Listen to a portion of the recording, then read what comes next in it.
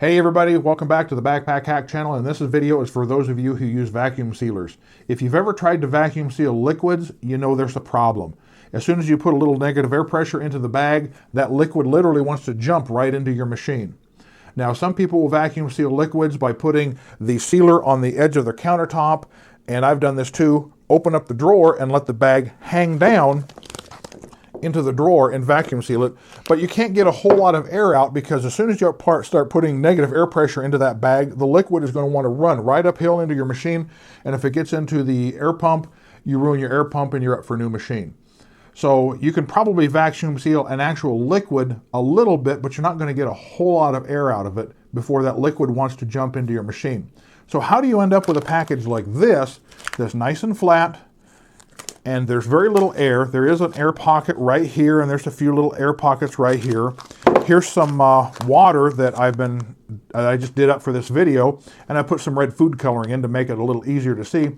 It started to thaw because I've had it in the freezer, but you can see the air bubbles bouncing around in there. But you'll notice that right up to the seal on both ends, there's ice or liquid. So if you're wondering how to properly seal liquid, whether it's soup or a sauce, or even a nice juicy ham, you might want to get vacuum sealed and put in the freezer. You want to get as much air out as you can. It's very, very simple. You freeze it first. Now for liquids, something like this, I simply use a container like this. This is a Rubbermaid sandwich container. I just don't have the lid for it for this video. And it'll hold up to 2 cups of liquid. And what I do is I fill it up with this much liquid soup and simply put it in the freezer. And to show you what I mean, I'm going to use this water that I've put a little food coloring in to show you how this works. Okay, now when it gets frozen, I notice that the food coloring kind of separated out into different layers, but that's not a big deal. But all we're going to do is we're going to take our block of ice and put it into a standard Vac Seal bag. And with this, we will simply do a standard vacuum seal.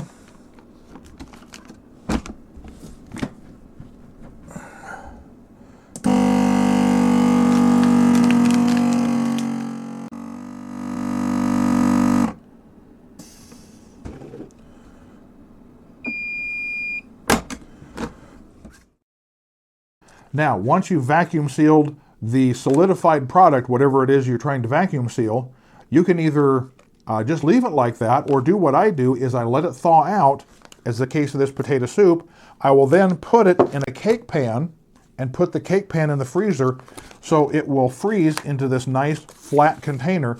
And this way I maximize the space I have for products and items that I've vacuum sealed for long-term storage or to take on a trip. I maximize my space, my volume inside either my freezer or my refrigerator or my cooler. And that's the reason you want to try this method, is because having a whole lot of air in one of these just wastes space in your refrigerator, your freezer, or your cooler if you're going to be taking these items out on a trip. So with that in mind, that's this tip for the day. Backpack Hack here coming at you. Be safe out there, and I'll see you out there in the trail.